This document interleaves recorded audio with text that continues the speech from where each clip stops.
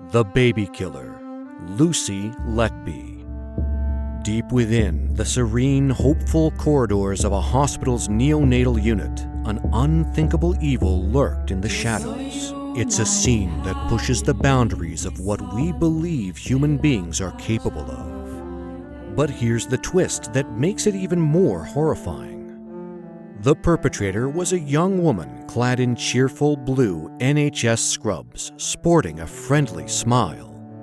The last person anyone would suspect of such heinous crime. Now, etch the name Lucy Letby into your memory. It's a name that will haunt the nation's collective consciousness, just like Myra Hindley, Rose West, and Beverly Allett did. At just 33 years old, the nurse stands as the most notorious baby killer in modern British history. She's been found guilty of taking the lives of 7 innocent newborns and attempting to end the lives of another 6. These are the acts of darkness that send shivers down the spine. But wait, there's more to this chilling tale. Lucy Letby walked free from court on 2 counts of attempted murder, and a perplexed jury couldn't agree on 6 more charges related to 5 babies. The question that sends shivers down our collective spine is this: how did a young, educated children's nurse transform into a cold, calculated, cruel, and relentless baby killer? And, in a place dedicated to preserving the most fragile lives, how did she carry out these unspeakable horrors? And the biggest enigma of all, why? We'll get there. But first, let's talk about the how and the what. Before 2015, the Countess of Chester's neonatal unit was like any other in England. A team of about 30 nurses and 7 pediatric consultants provided 24-hour care for hundreds of premature babies each year.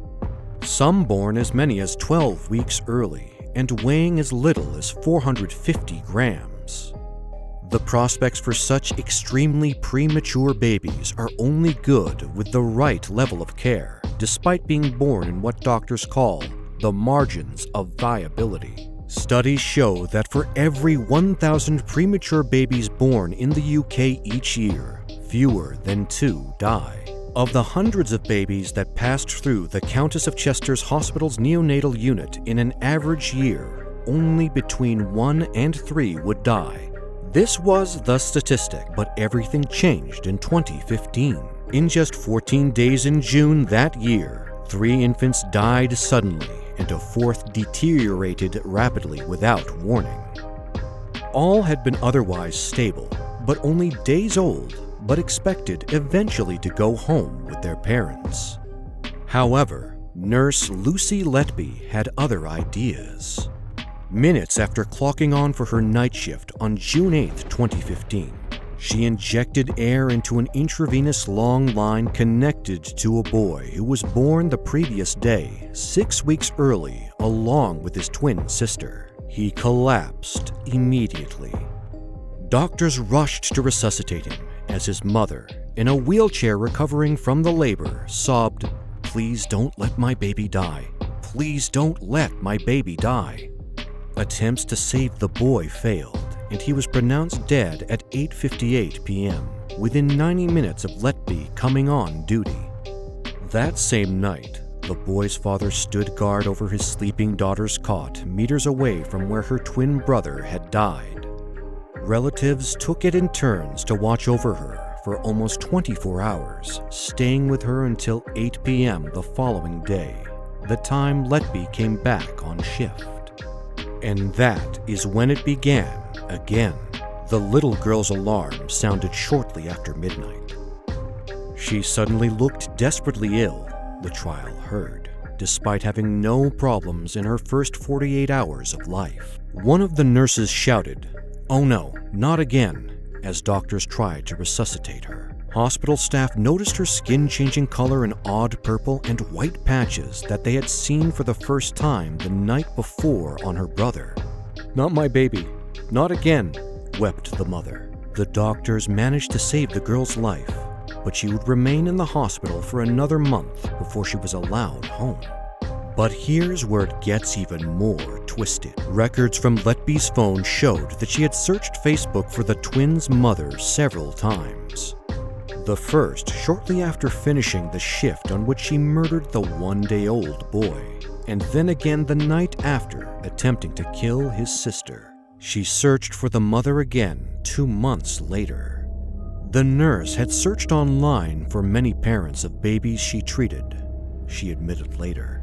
Police found records of 2,381 Facebook searches on her phone in the year June 2016, about 200 a month. Only a minority of these were for the parents of the 17 babies in this trial, but they had a disturbing pattern. Letby often searched for several of her victims' parents within a matter of minutes, going one by one, hunting for grief. She even searched for them on Christmas Day. Letby murdered 2 more babies in the days after she attacked the twins. There was no rational explanation for the sudden collapse of the 4-day-old boy and the 2-day-old girl. And again, doctors were struck by the strange discoloration of their skin. It would later become clear that 3 of the 4 had been deliberately injected with air through an intravenous line into their bloodstream. Letby's favorite method of attack, the jury was told. The changing skin color, a phenomenon many consultants had never seen before, was a hallmark of her crimes, although nobody knew it at the time. All the while, no one suspected Letby to be the one behind all these atrocities. But someone else within the hospital was getting curious. Dr. Stephen Brary, the head pediatric consultant at the neonatal unit, has the calm, measured, rational temperament you would expect of a children's doctor. But he was disturbed by the 3 deaths in 14 days. He reviewed the baby's care, and beside a few minor learning points, there was nothing to explain why they had died so unexpectedly. Now, Dr. Stephen Brary, with his meticulous scrutiny, focused his attention on the individuals present during each tragic death. The chilling revelations sent shockwaves through the hospital in each heart-wrenching case. There was only one nurse present, Lucy Letby. The facts unfolded before him like a bedspread. It was shocking. He definitely could not keep it to himself, so armed with these disturbing findings, Dr. Brary approached Allison Kelly, the director of nursing. With an air of incredulity and disbelief, he presented his findings, emphasizing that the mortalities remained shrouded in perplexing enigma. However, what he uttered next was almost an afterthought, a reluctant acknowledgement of the unthinkable. It can't be Lucy. Not nice Lucy. The mere suggestion that a nurse in the sacred confines of a neonatal unit could be responsible for harming innocent infants seemed unfathomable. And, as such, the suspicion was met with immediate dismissal, as if the very notion of such a heinous act occurring under the care of someone like Lucy Letby was simply inconceivable. It was a chilling moment when the sinister truth began to claw its way to the surface, only to be pushed back into the shadows of disbelief. "It can't be her," Allison said. "It just can't." But alas, it was her. The perpetrator behind the evil acts was none other than Lucy Letby, the nurse specially in charge of taking care of the babies. Now, why would she do such a thing? What could have possibly driven her to perform such a heinous act? Well, let's try perusing her background. Perhaps we can find some semblance of an answer to the burning question, why? But the why in this case is the most mysterious part of this story. In stark contrast to the grim and troubled backgrounds of individuals like West and Hindley, Lucy Letby's upbringing paints a completely different picture. She hails from the heart of Hereford city centre, a quintessential representation of middle-class England. Lucy was not only an only child, but the apple of her parents' eyes. Her father, John, at 76, and her mother, Susan, at 62, were pillars of their community. Neighbors spoke of them with fondness and admiration, describing them as well-liked and highly respected figures in the tight-knit community. It was a home seemingly filled with warmth and stability, far from the typical origins one might associate with a person who would commit such heinous acts. The absence of any apparent traumatic or abusive childhood makes Lucy Letby's transformation into a baby killer even more bewildering and raises a slew of unsettling questions. Over the following year, the young nurse poisoned 2 newborns with insulin, pumped others full of air, overfed a baby with milk, and caused trauma to one baby's throat by tampering with his feeding tube. Almost all the newborns were attacked at night, often moments after their parents had left. A number were targeted when their nurse had briefly popped out of the room. On other occasions, Letby injected newborns with air and deliberately overfed one at the end of her shift, so the babies deteriorated on someone else's watch. It was no secret that Letby was present when the infant suddenly collapsed. Yet her crimes were so subtle they were imperceptible. Trainees started referring to her as the Angel of Death, the Guardian had been told, although it was tongue-in-cheek rather than because they suspected her of foul play. Little did they know they weren't so far from the truth. It had been more than 30 years since Alit, another children's nurse, was given the same nickname after murdering 3 infants and another child in eerily the same circumstances in 1991. No one thought it could happen again. But then, Lucy wasn't done with her sinister acts. On August 3rd, 2015, in the hushed and dimly lit corridors of the neonatal unit, a mother arrived bearing precious expressed breast milk for her 5-day-old twin boys, simply known as Child E and Child F in the courtroom. These tiny warriors had come into the world a staggering 11 weeks too soon, yet their progress had been nothing short of miraculous. They were on the cusp of leaving the Chester Hospital for a facility closer to their home.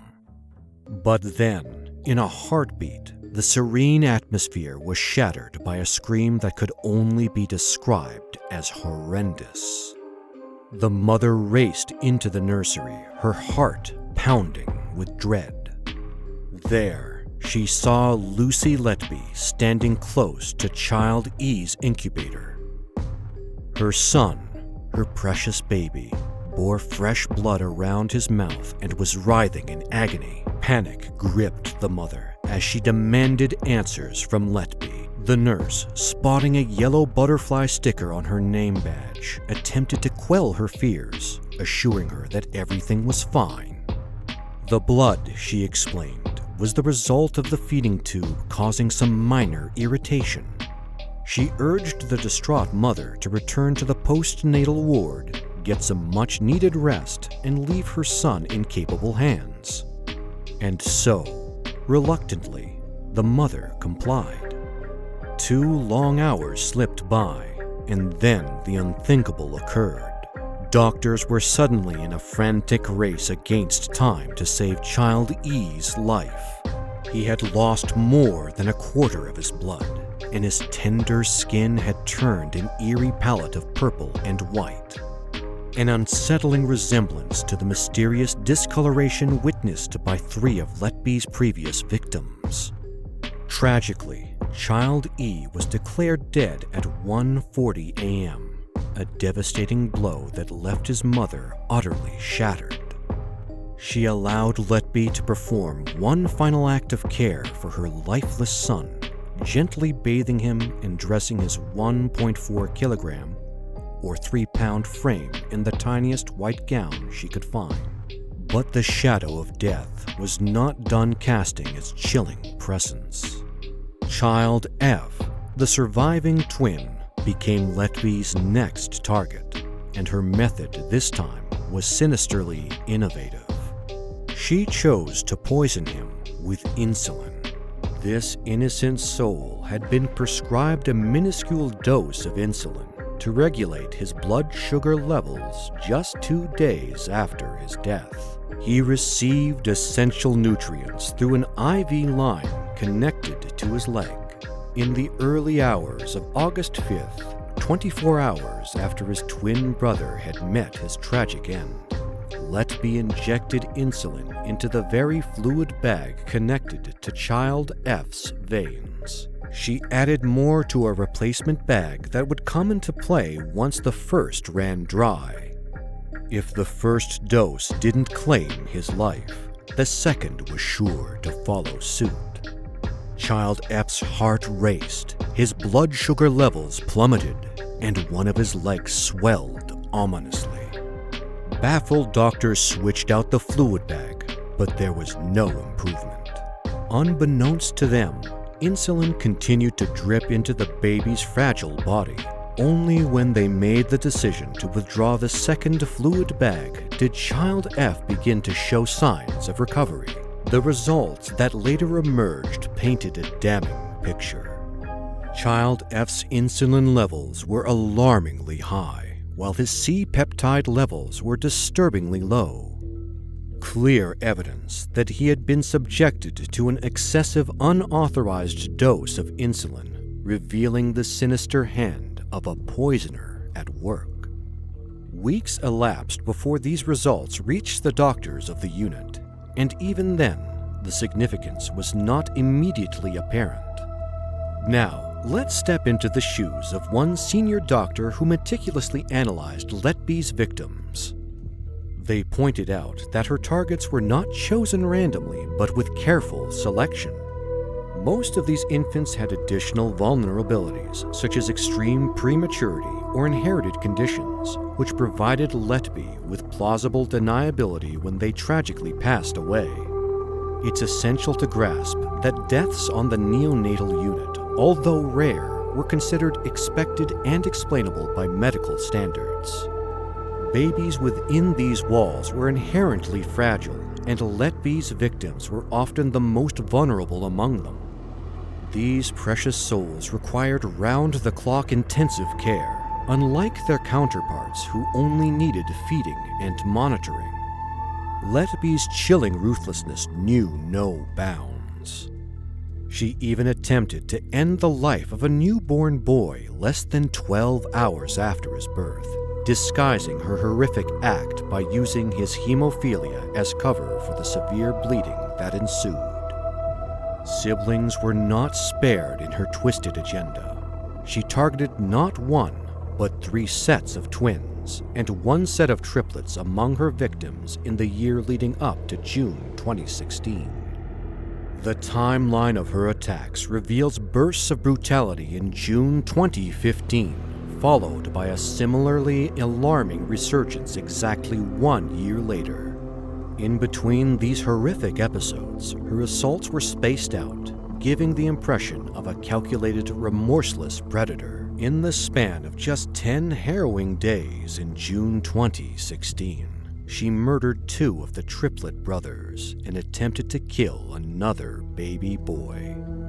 This macabre spree occurred just before and after a 2-night trip to Ibiza, which she embarked on with a fellow nurse. By this time, the prosecution argued, she had spiraled out of control, savoring her twisted sense of power over these helpless infants. Imagine the chilling text message Letby sent to her friends upon learning about the birth of identical triplets, right on the heels of her return from Ibiza. She casually mentioned she'd be back in a bang, LOL, a reference she insisted was merely about a busy unit, but which took a far more sinister meaning in hindsight. One haunting day in June 2016, when the brothers were barely 48 hours old, Child O's heart rate began to surge, and his tiny tummy ballooned like a grotesque parody of E.T.'s stomach, as his father recalled. Panic swept through the unit as Child O suffered 2 more dire collapses, and doctors fought valiantly to save his fragile life. His mother, still in recovery from labor, sat outside the intensive care room in a wheelchair, unable to bear the sight of her son's agony. Tragically, Child O was declared dead at about 6 p.m. Doctors were baffled, unable to provide a definitive explanation for his untimely demise. But little did they know, a mere 13 minutes after the life left Child O's body, Letby had already set her sights on his twin brother, Child P. The diabolical nurse injected air into Child P's stomach as she fed him milk just before the end of her shift. The little boy's life took a harrowing roller coaster ride overnight. Within 90 minutes of Letby's return to work the next day, he collapsed once again. Parents of these innocent twins vividly recalled the horrors that followed. The unit descended into chaos as doctors raced against time to save the second triplet, echoing the grim events of the previous day. As Child P struggled to breathe, Letby chillingly remarked to a doctor, "He's not leaving here alive, is he?" It was a sinister statement she had made before, after her attack on Child C a year earlier. A transport ambulance team arrived to transfer Child P to a specialist hospital, but tragically, it was too late to prevent his next and final collapse. Child P was pronounced dead at 4 p.m. Around this time, enough was enough.